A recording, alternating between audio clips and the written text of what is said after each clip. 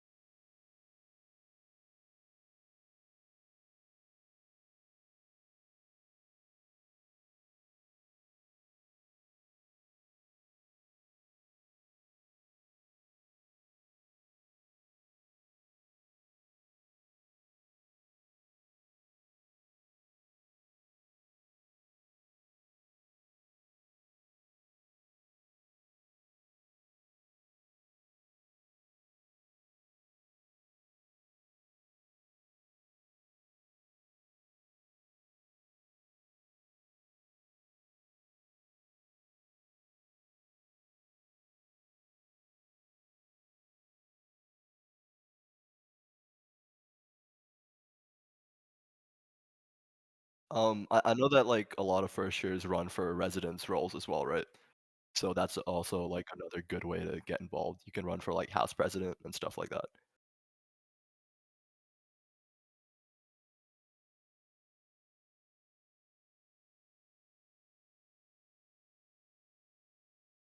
I personally really liked corner in my first year. But I'm a bit biased because I lived in Vanier, so it was like the closest one. But like I like corner because it has like all types of study spots. So it has a basement, and then you can also go to the top floors if you like sunlight and stuff like that. I second Curtis. Mhm. Personally, I went to like Woodward a lot because it's really quiet there. And you can always try IKB, which will be open latest, but the problem is you'll have to go there like early to set up, or else it'll be full and you'll be wasting your time trying to find a spot.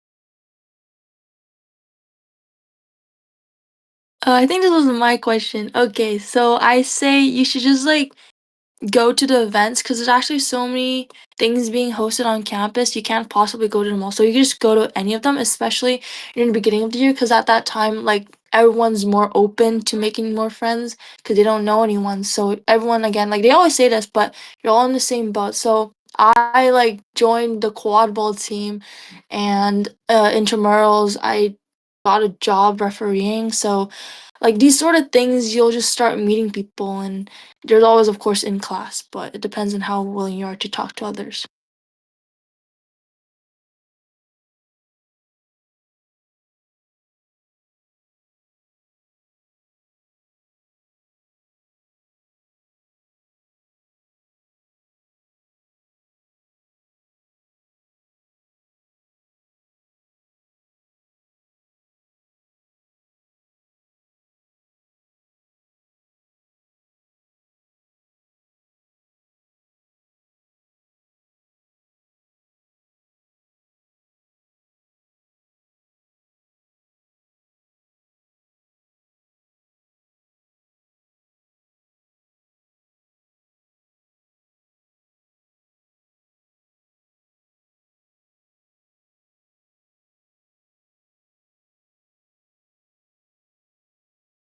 There definitely are. And like the best way to like find out about these is to go to the stalls at Imagine Day. So a lot of sports clubs will have their stall set up, and you can ask them to join their group chats, or they'll probably have like a QR code that you can scan to join group chats on which they regularly update first years and other people whoever want to join, whoever like wants to join about any drop in sports happening. I personally I took part in a lot of drop-in cricket that happened behind the nest, and I know a lot of people also took part in drop-in badminton that happened at SRC, as well as some intramural soccer tournaments that I heard about. But I'm sure there's like lots of different sports, because there are like a lot of clubs at UBC.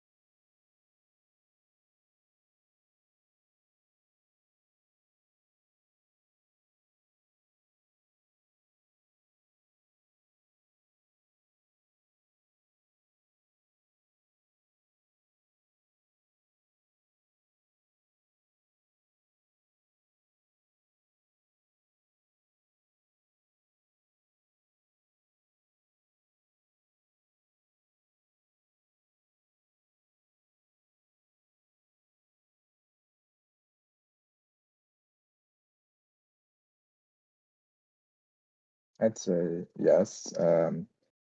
I'm I did make most of my friends through my classes, and since those were mostly engineering, I have a lot of engineering friends, but I have a lot of friends from other faculties from interacting with people in dining halls or through clubs. So again, clubs are a good way to meet people who you wouldn't otherwise meet in your classes or in your residence. It's a good way to connect with other upper years as well. So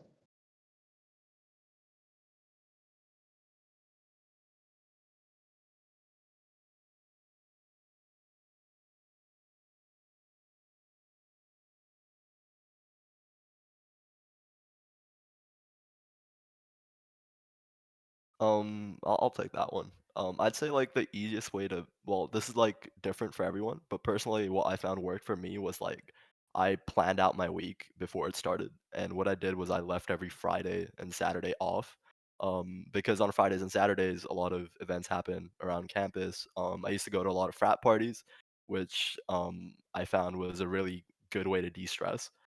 So I basically stayed out late on Fridays and Saturdays, and the other days, what I'd recommend doing, this is also something that worked for me was I used to wake up early to get an early start on my assignments and stuff. So by the time the weekend rolled around, I didn't really have much to do other than study a bit if I had midterms, or basically go out with my friends. But yeah, I think that's it from me.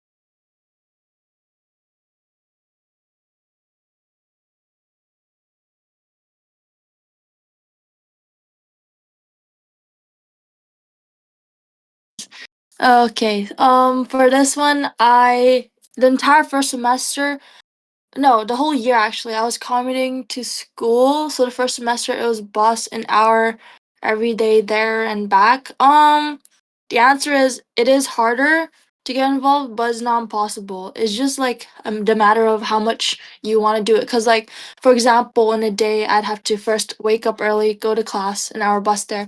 Then after school, I'd go to my old high school where I did coaching. That's another like half hour 45-minute bus. I do my coaching thing there. and then I go back to school where then I have volleyball practice at night. That's another trip there, and it'd be like another hour back home. So that's like a lot of accommodating, right? But because I found things that I like to do, I could find it in me to do it. So it's harder because you have less time. I was sleeping less to finish my homework at night, but I was also because I was procrastinating quite a bit. So if you can manage to just stop procrastinating and have like your work schedule and balance and in your calendar, right, following deadlines, not saving it for the last minute, then you can definitely do it all. It's all possible. So that's it from me.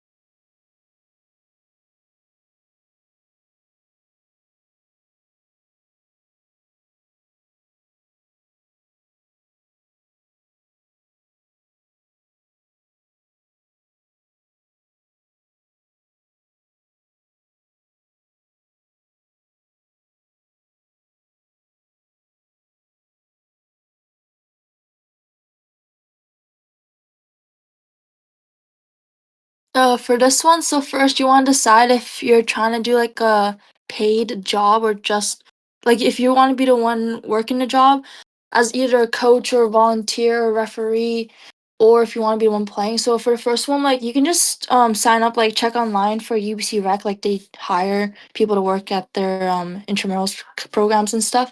But if you want to be the one like playing as a sport, so the first option like mentioned before is intramurals. So this one, the options are either you create your own team with friends or you can join a team as a drop-in agent. So these things you just have to sign up in advance. Follow like UBC Rec online or Instagram because they'll post like what days these events are happening that you can find a team to join for. Like there's like so many sports, I don't even remember all of them, but if you think of it, probably is out there. And additionally, the clubs, during clubs day, you can try like focus on a few clubs that you want to go to because it's really busy. So you might not make it to all the booths that you want to see. Like if you're really committed, for example, I wanted to join the quad bowl team because my high school friends joined it. Well, you just like search up their Instagram because most of these sports clubs they have a Instagram that you can just like contact. Like they usually want more members, so like you just search it up and then you ask them if you can like how can you join the next tryout or whatever. In the community, this one you can try to find like a high school if you have experience in like you graduated and you played I don't know high school basketball, and you can try to find like a high school in the area in Vancouver that might need a basketball coach, and then you can sometimes go for a screening process. It's easier if you know someone who graduated from there though. So such things like you just have to look for it, but it's definitely there. Yeah.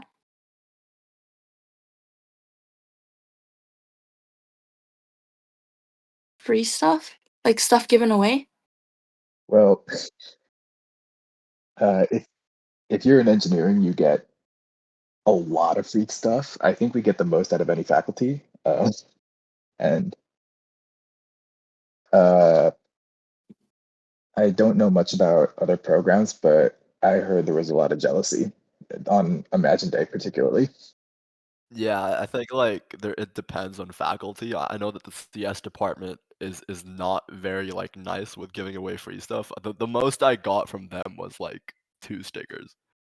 And that was about it. But you know, Oh there are yeah, different faculty.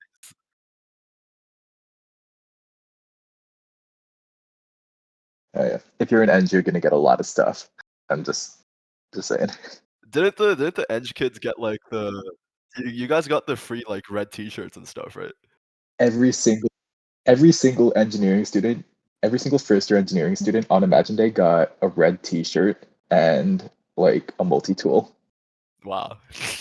Oh, I Nice. remember actually. There's exam packages. So during final exam season, like in science, they give you like a little baggie full of stuff. Some I know arts, like most of the faculties do this exam care package, right? Like my friend in art, she got like a free candle and like a whole nice tote bag and stuff. But I just got like some stickers and like a granola bar. Wait, I bro, I wait, don't think wait, I there's don't science has got any of this. What? What do There's you mean? Why y'all are like, getting free candles and stuff? What? No, oh that no was no no no ours. no. That was There's ours.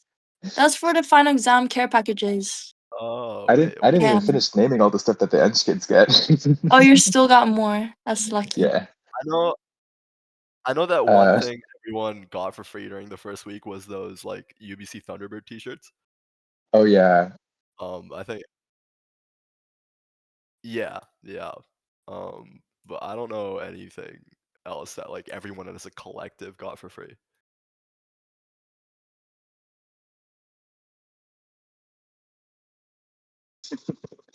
Uh I mean engineering being engineering, we got shot glasses. Wow. Uh Are those the ones that you can buy at the bookstore? I don't think you can get them at the bookstore. I don't think they're even sold at the EUS's little shop. You Damn. just get them once on Imagine Day, and then that's it. If you lose it, you lose it.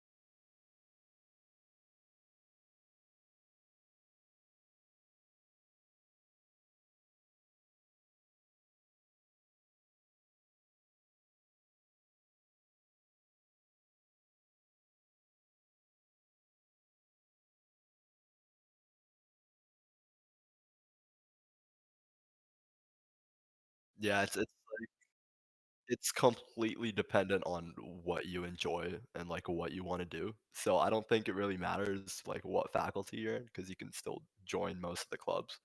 Um, but yeah, it's also about how much you can handle in terms of schedule. Because like one thing you won't realize when you're joining all these clubs is like the amount of time they can take. So if you're good at scheduling and you know how long their meetings are gonna run, you can join quite a few clubs. But again, like the number of clubs you join is completely up to you.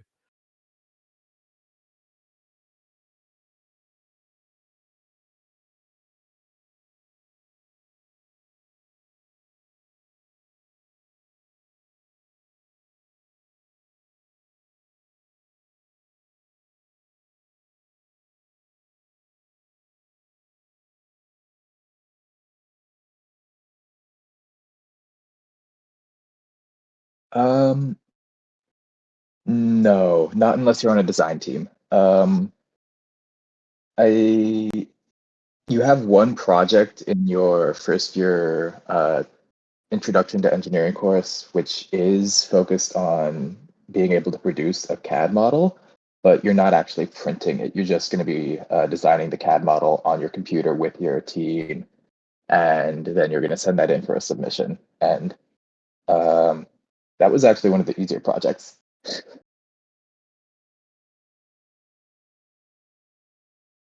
Are Sorry, let me see the question. It's somewhere. Is that like between majors or like between faculties? An external transfer to engineering, is it like you're transferring from like science to engineering or like a different institution to Uh, UBC engineering?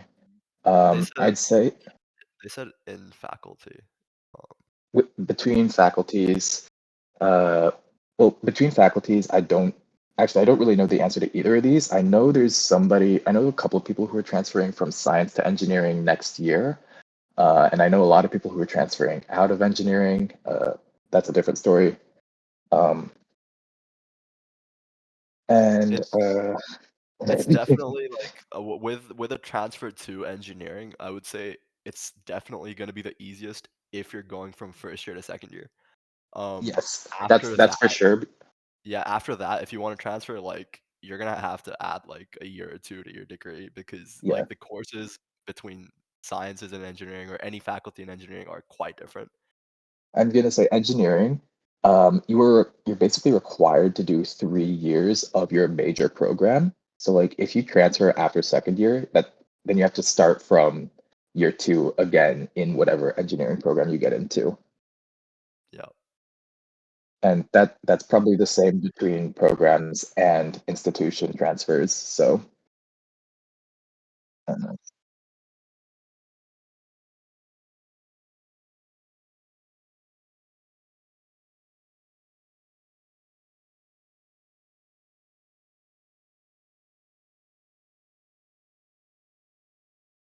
Sorry, say again?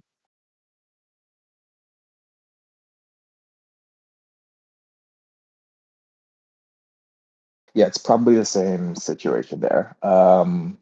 But that's a question for engineering academic services, not really one that I know the answer to. So I know that if you're transferring from UBCO engineering to Vancouver, they take like a set number of kids, so it's like 20 or somewhere around that number, that amount of students, and they basically rank you according to your grades. I know that's how they do it if you're transferring from UBCO to Vancouver, but I'm not familiar like with like any other institution.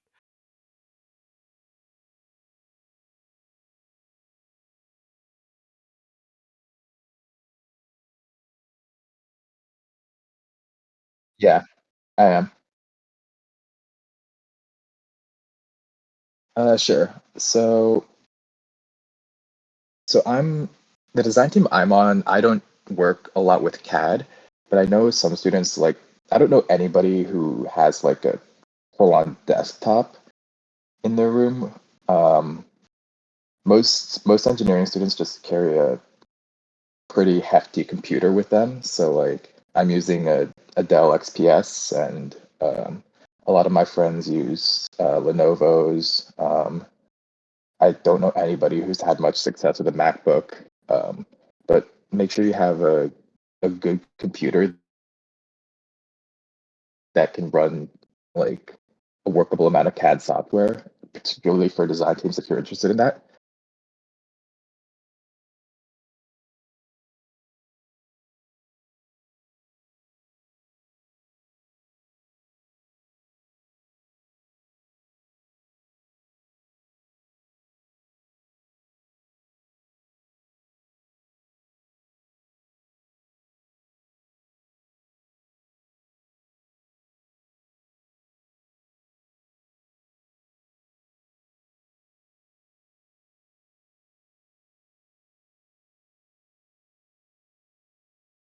Hmm.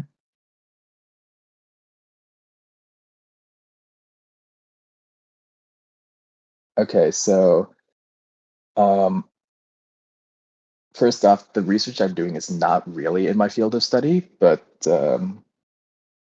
it's it was through a connection in engineering that I managed to land this role. So the first thing that everybody's going to recommend to you, get to know your professor. And I'm going to take a hot take here. Don't do this like immediately after lectures. Go to the professor's office hours, find, and then like learn about what the professor is interested in. If those interests match yours, it might be a good fit for research. Ask the professor about their research topics. They will get to know you, and they really like students who are interested in what they're also interested in. And then once you get to know your professor a little bit better, um, if you think that you can land a good research role, send in an application. And for me, it was weird because I was used to speaking to this particular chemistry professor informally. Like I'd seen her around campus a couple of times, and then uh, in March, I sent an email saying, "Hey," uh, in like a proper cover letter tone, "Hey, I'd like to do research with you this summer." And um, through that, I managed to get an interview. I had explained how her research interests align with my personal interests very well, and basically, what this professor told me is I work in a chemistry lab. I have a bunch of chemistry graduate students, and you're an engineering student. So I'm going to give you work that chemistry students hate doing and engineering students should enjoy doing. Um, Otherwise, like, I mean, the TLDR here is get to know your professor, get to know the research topics, and find alignment between their research topics, your interests, and then send an application.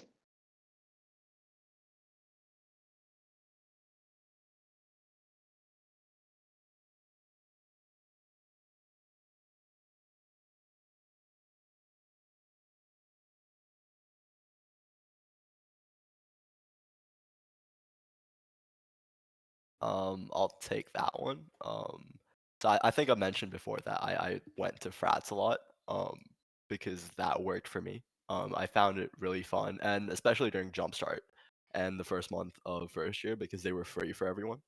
So I enjoyed that a lot, but I also filled my time on the weekends with other things. So another thing I used to do a lot was go hiking at Grass Mountain with my friends.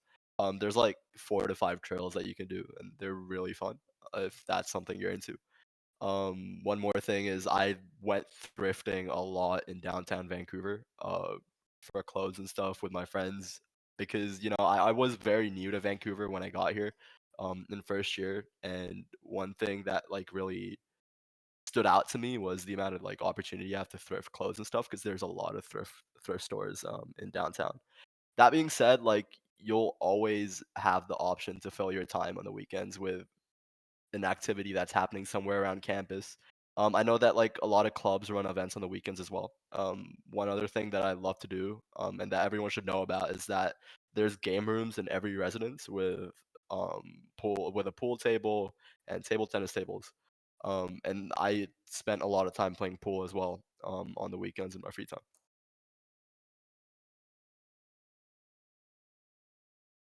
Another weekend thing that happens, again, this is really just for engineering students, but design teams are usually a Saturday event.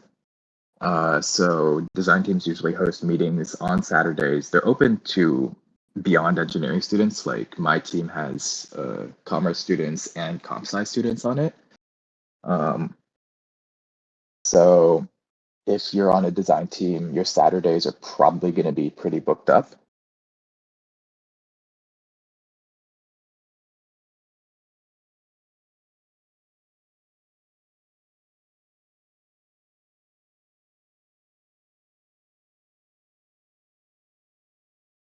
Anyone can go to parties. Like it's not exclusive to people doing Jumpstart. They're sort of open invite. So as long as you go to UBC or you know someone at UBC, you will be let into the party. And usually the parties happen, at least during Jumpstart, they happen after all like the day, like Jumpstart events like have already ended during the day. So your Jumpstart events will run till about 3 to 4 p.m. depending on what faculty you're in. And the parties usually start later at 10. Um, so like yeah, they're basically open to everyone, and they're also free for the first week.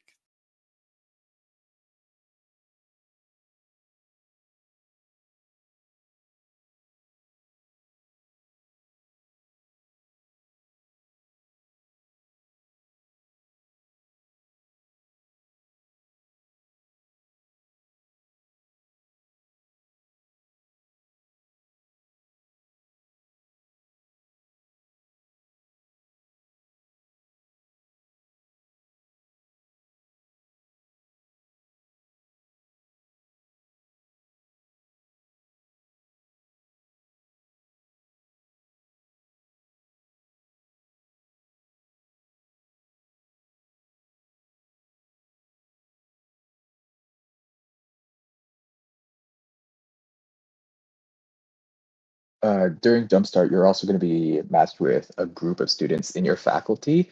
And I don't know if this is the case for other faculties, but the guys that I had in my Jumpstart group had the exact same timetable as me. So we were just following each other from one classroom to the next for most of the first semester, aside from a few of our electives.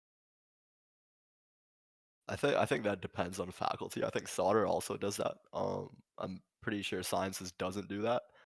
Also, one thing I'd recommend, based on what Catherine said about going from one end of campus to the next in 10 minutes, before you register for your courses, do a bit of research on where your classes are. I didn't do this for my first semester, which I realized was a terrible idea, and I had to run from I think the biology building all the way to Kerner in about 10 minutes, which really sucked when the professor used to go overtime. Um, but yeah, just do a bit of research and stuff on where your classes are. Also do research on the professors.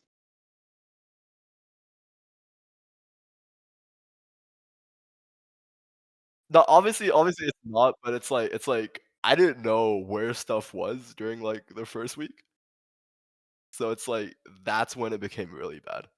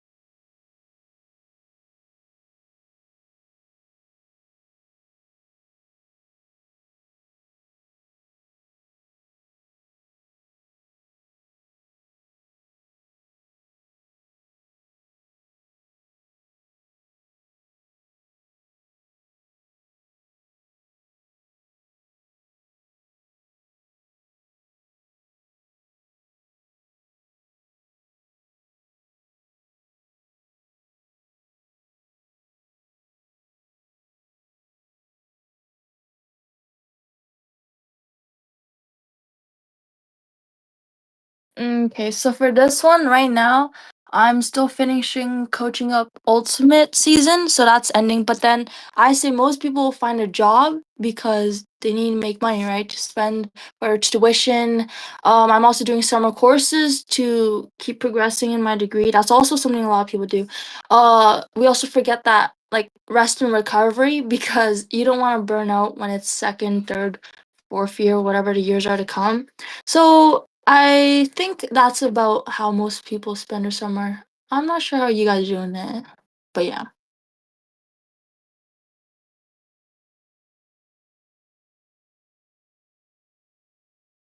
Yeah, a lot of people take summer courses. I'm not taking summer courses for like the first semester of summer, but I am taking one for the second semester. And one thing I'd recommend during the summer is look into some of your second year courses or first year courses that people tend to do really bad in or like have really low averages and get them like done over the summer because it's a lot easier to do a course over the summer where you can primarily focus on that. Other than that, I know people join research teams and design teams and whatnot during the summer on campus, so they also work in those.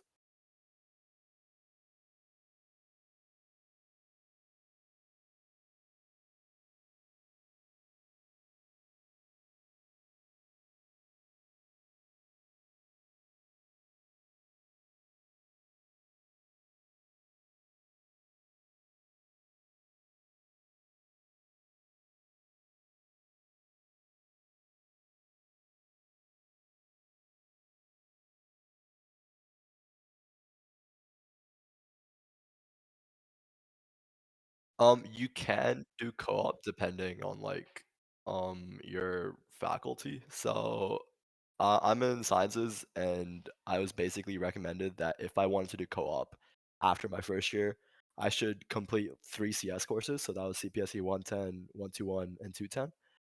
And the only requirement for co-op in CS is that once you complete 210, you can apply for co-op. So that is something you can do in your first year. But again, it's entirely dependent on your faculty if you want to do it like after your first year.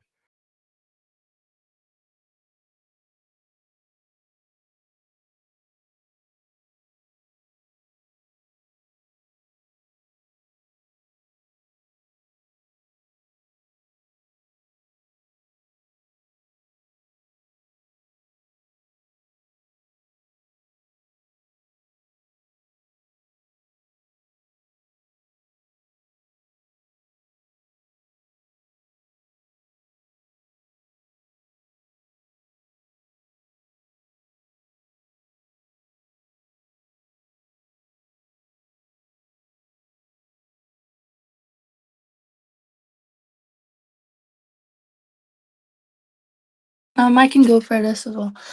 So basically, if you visit any of the other campuses in BC, it's like undebated that UBC is the best campus, like Catherine said. It is really big. There's actual trees and it looks nice. So half of this is just like a huge factor in why I'm glad to go to UBC over like some other schools. Next thing is people are able to stay on campus to actually socialize. So in a lot of the other campuses, like there's no social life, there's no frats hardly. There's very few clubs. People would go to class and they want to go home. So that's like the second biggest difference. And the third again is just like the quality of education. I think is quite hard in some. Well, this one actually is depends, but yeah, mainly that. Mainly that. I'd like to add to that. Like, I heard mentioned that UBC has like one of the best campuses in BC. I talked to like my friends. I basically I grew up in Thailand, so I came from there. So most of my friends went around the world to different continents and stuff.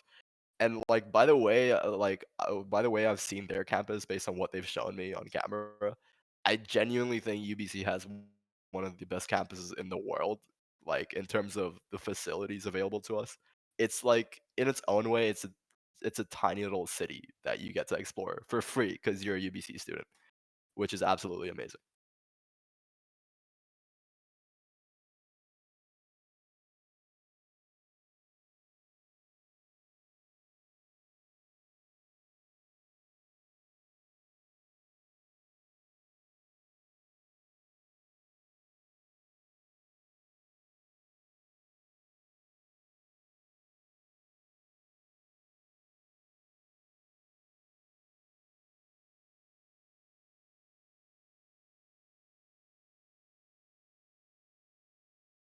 I'm down to stay for a bit and answer questions on the chat.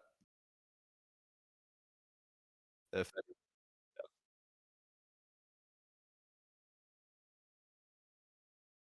if anyone in the audience has any questions, you can put them in the chat and I'll try answering them.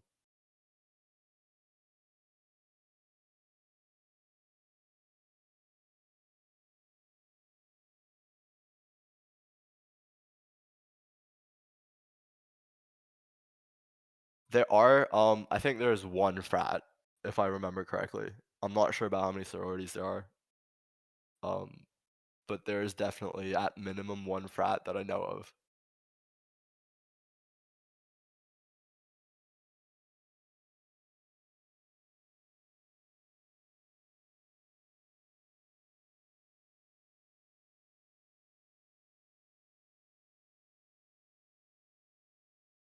Uh, Dude, okay, so here's a hot take, right? I know people like talk bad about the meal plan a lot.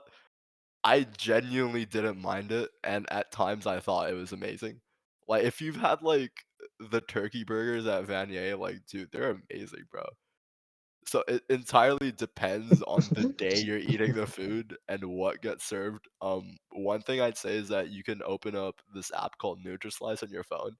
And since you have access to like 3 different dining halls, check which one is serving something that you're bound to like and just go to that one. Like trust me, it's very worth it. Because you can get some very bad food if you don't like the options you're being served. I'm gonna go the opposite route. I did not enjoy the dining hall food, but at least it was all you can eat. So, uh, Oh damn, bro.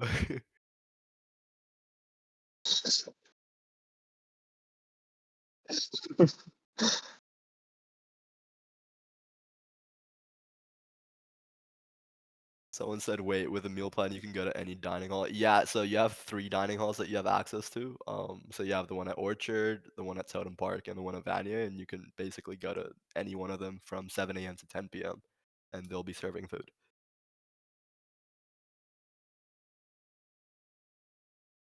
I said what I was gonna say. Like, it's it's there. It's all you can eat. You have unlimited access to it during the school year. Um, I don't know. I'd say breakfast was really the only meal I enjoyed going to. Were you in Totem? Yeah. Yeah, bro, I could tell. Oh, no, all my friends in Totem used to always complain about how bad the food was. Yeah, I spent as little time as I could in Totem. Yeah. Also, it depends like year to year. Like some years, one residence will have better food than the other, but it basically changes every year.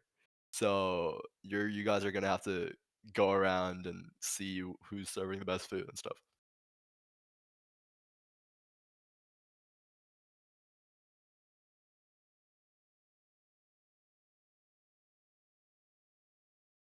I used to go to frats, if I haven't mentioned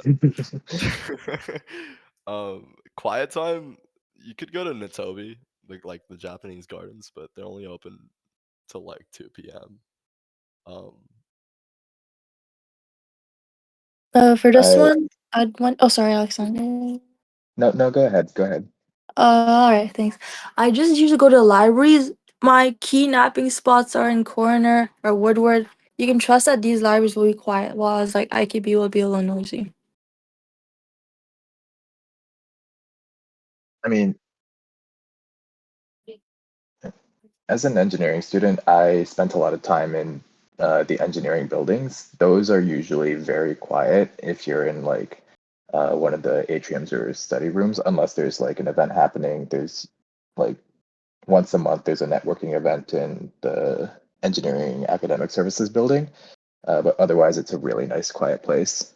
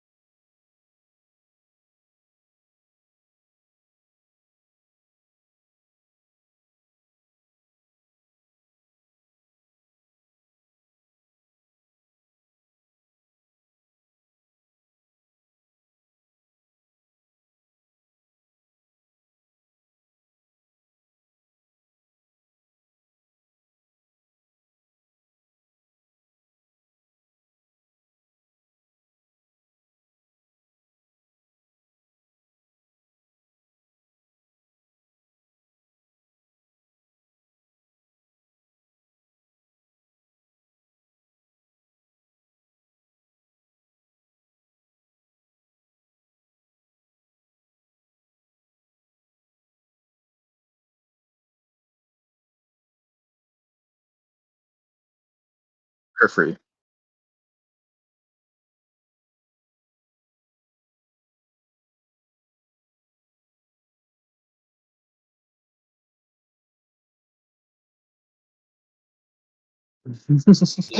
Again, it depends on what faculty you're in.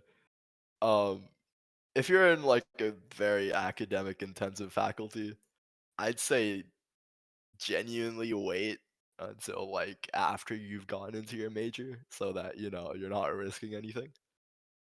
But again, it entirely depends on how good you are at managing your time.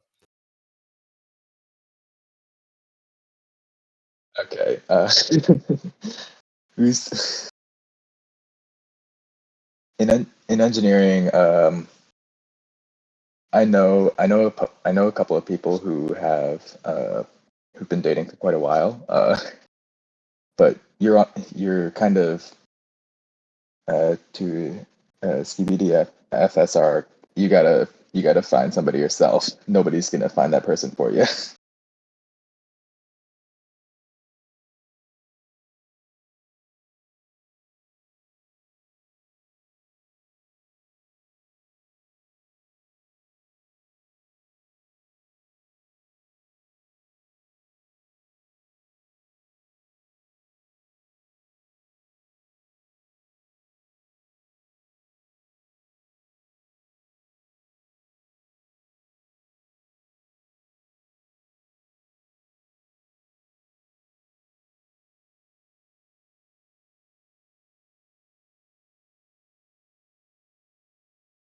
Sorry, what was the question?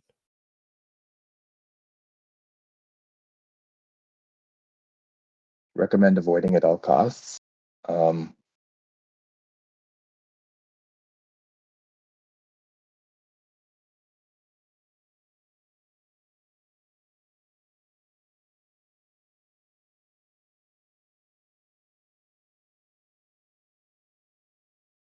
There's like I'd like one place I'd recommend definitely going to once is Cactus Club. It's a bit pricey, that's why I only ever went once. But their like chicken parmesan was amazing, and it's like you get to sit at a table that overlooks Cole Harbor, which was quite nice. So I think it's definitely something you should experience.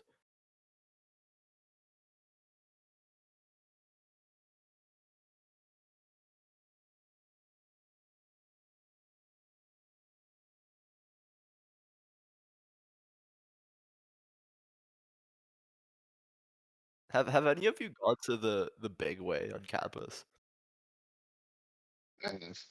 I I didn't like it. I spent like 40 minutes in line, which was so I bad.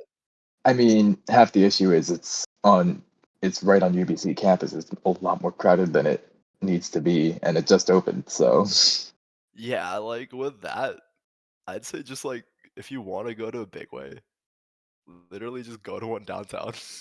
The one on campus is like not worth going to unless you want to yeah, wait like an hour. go to Carisdale. Go to Yeah, Carisdale for Big Way. yeah.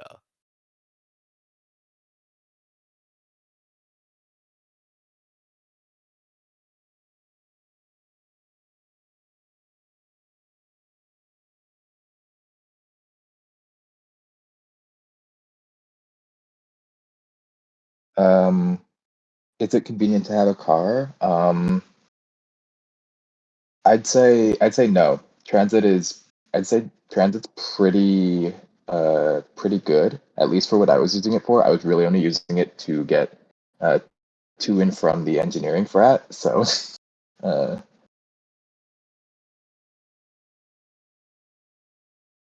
No, don't, oh no, don't, no, no, don't, no, do no. not, don't do that, bro. Have But like at least like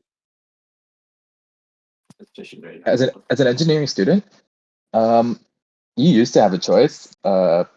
Then Workday came along and we no longer have that choice. Uh all right. Well, I mean, me as a science student, I had the choice. I did have back-to-back classes for a semester. Don't do it, bro. It sucks. It's like when you've done like 4 hours worth of classes and you have a 3-hour lab like right afterwards. Like you do not want to be living. It's the worst uh thing. So I'd and recommend like having like at least a 30-minute or an hour gap between each class. yeah. The good thing with engineering classes is that if you do land a back-to-back timetable, which is unlikely, um, or at least you're gonna have some back-to-backs. You can't really avoid it with the number of courses you're taking. Um, but the buildings that you have classes in are usually pretty close to each other, so you don't have to deal with going from forestry to Buchanan.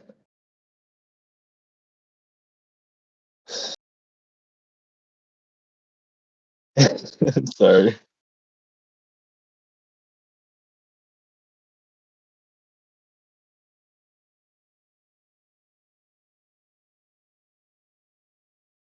I have a bike.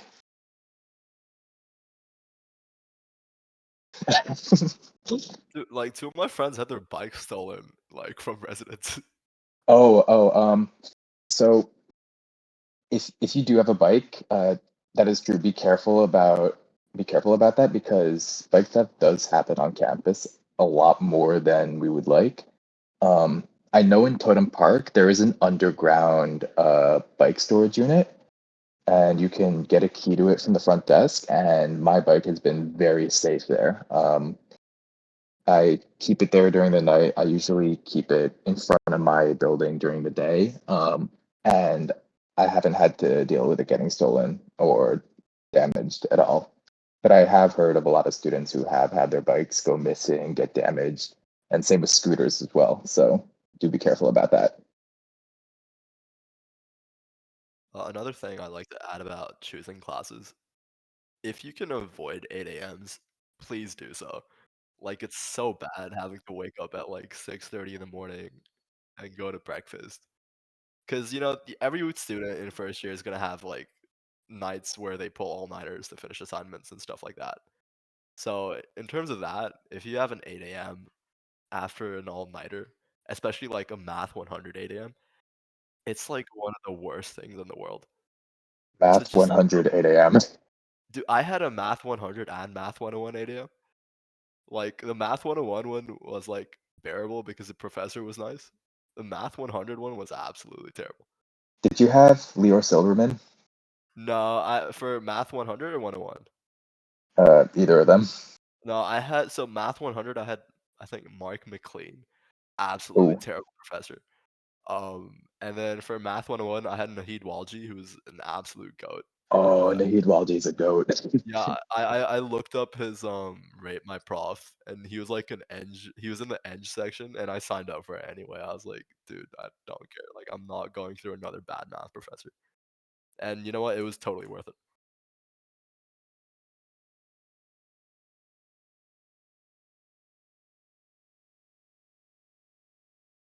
I mean, if you have the option to not take it, don't take it. Like, I don't know. I don't know why you would if you think math is fun or whatever. It's not, you know, but if you have the option to not take it, don't take it. And if If you have to take it, then look into the professors. And another thing, uh, just note that university math is very deceiving because I know coming out of high school, I felt really comfortable with calculus and linear algebra. Um, no, I got cooked in both all of my math courses actually. So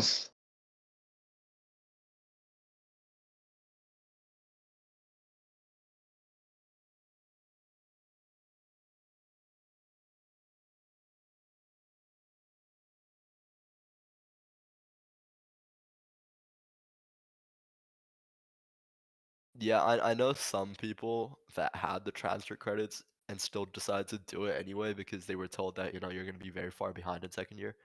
It's not worth it. Um, if you go into the summer and you've used your transfer credits for math and you feel like you're behind, just like the textbooks are free online. UBC provides them. They're called CLP if you want to search them up. And if you want to catch up, do that. But if you do have transfer credits for math, definitely use them.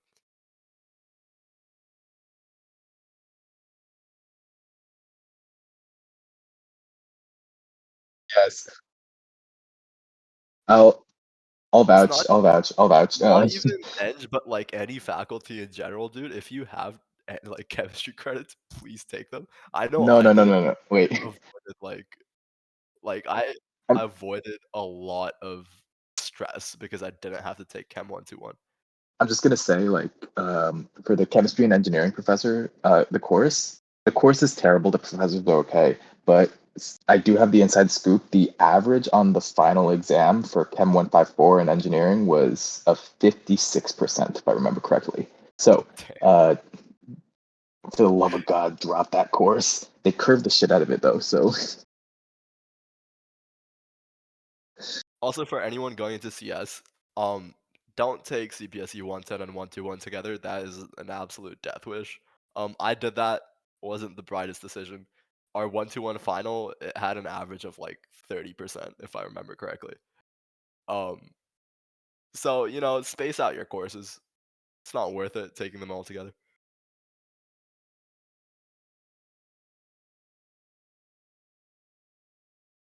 are there any legends about Totem Park Dene House?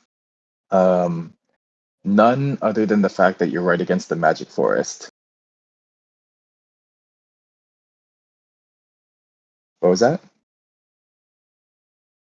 No, that's Dene House. That's Dene House. Quackyoodle is blocked off by Ritsumiken.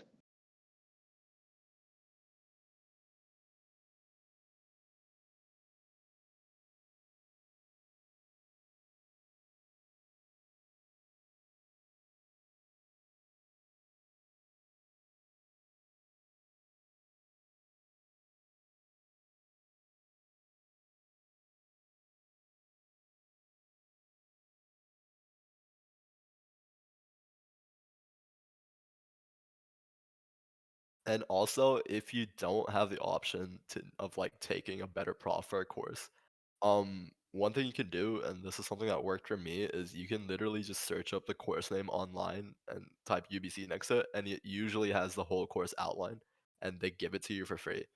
Um, and once you have the course outline, do a bit of pre-studying, um, because that's like one of the only ways you can save yourself if you have a really bad prof.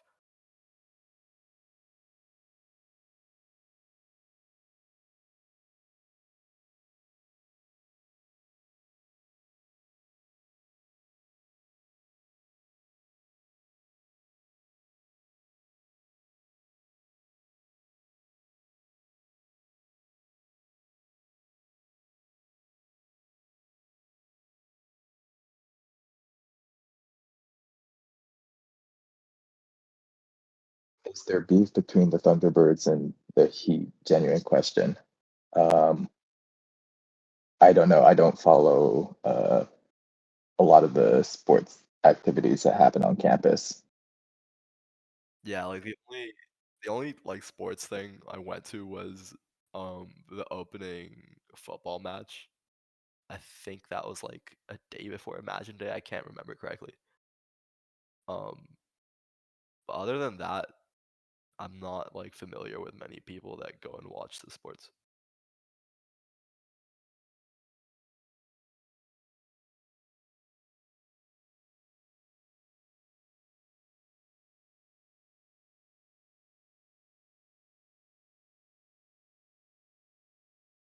Uh, I mean, it depends on your prof, doesn't it? I know. I saw two of my friends took Wards 150. One got a 93. The other got like a 64. And like their class averages were similar. So I mean, again, like, it's like I would recommend like just looking up the professors because Words 150 I know is a class that's like completely dependent on what like professor you take. that's true. Um, I dropped. I got to drop my English requirements. So, because I like my biggest fear was gambling with the professor I was getting. Yeah, Um, Allegedly, the professor I had originally signed up for was not as bad as Rate My Profit said, but I wasn't going to take that risk. yeah. Also one thing I'd like to add is that if you're doing like a first year English course like 110, if you've like because I speak from personal experience, so if you've done IB English, it will guaranteed be a lot easier for you because like their ways of grading and stuff are quite similar. So you'll already have an idea of how to write your essays and how to analyze your text. And I can like support that because like all like most of my friends that took IB, they found it to be a lot easier than a class than those friends that I have that didn't take IB. So it also depends on what background you're coming from in terms of academic curriculum.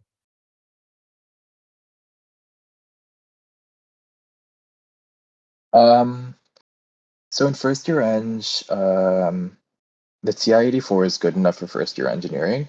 Um, so actually, I'm going to be on the academic team for the Engineering Undergraduate Society next year, and I have a bunch of cheat codes for the TI-84 calculator. So if you see me next year, you can get those off of me if you have the right calculator, and they are super valuable for Physics 170 and Physics 158. So um, uh, maybe do check those out. Um, Beyond first year, a lot of students recommend getting an HP Prime. but I don't know. I don't know yet.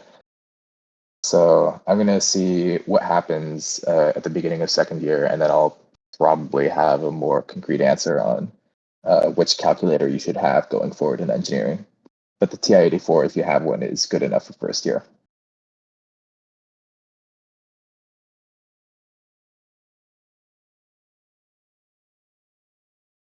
Nurse 180. Nurse Dude, 180. Nurse 180 is a cheat code, bro. That course should not be a thing. My friend got a 98 in it. I was like, what? And that was after he did basically no work for the class. The average Um, on the Nurse 180, according to UBC grades, is like a low 90s, and that's the average. yeah, it's a dead easy class. Like you literally have to do no work for it. If you're in sciences, there's like a couple GPA boosters I can recommend. One is definitely Bio 111, which you can take if you didn't take biology in high school. For some context, I knew nothing like a day before the final exam.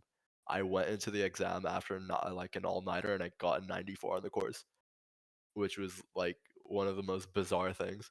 Another one I could recommend is Data Science 100. That's also like a really easy course. It seems a bit difficult at first due to like the difficulty of the assignments, which are coding based. But then like when you do the midterms and when you do the final, you'll realize that like they don't want you to code at all, and it's practically all based on your like knowledge of the context rather than your actual coding, which makes it a really easy course.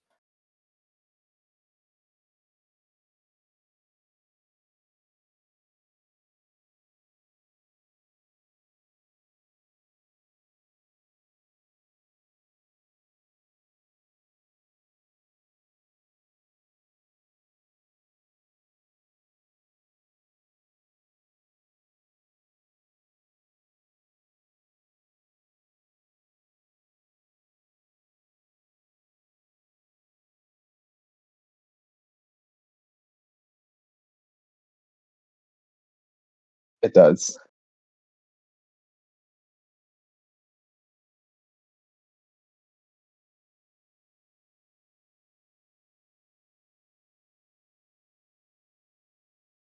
Um,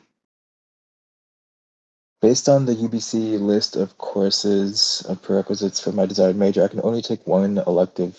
Is this normal? If you're in engineering, yes, this is normal. Um, I don't know about any other programs. If you're in sciences, as long as you're not doing like a combined major or an honors, you should have more credits that you're able to take for electives.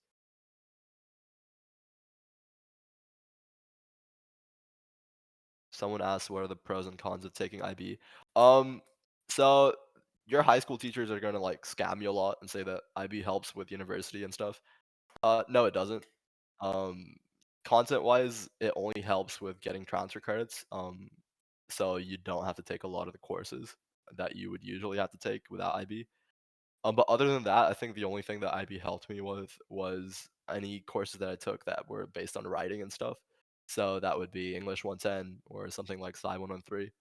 And generally, like people that did IB tended to do a bit better than the people who didn't, but it wasn't like a crazy margin.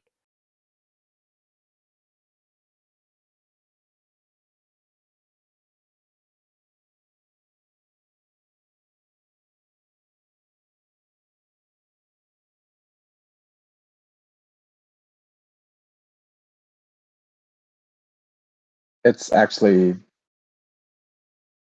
you can take it as an elective in first year. It counts as one of your arts electives. Actually, it counts for both of your arts electives because you need to take two to graduate. But you also need to take an engineering economics course in your third or fourth year. And that one is also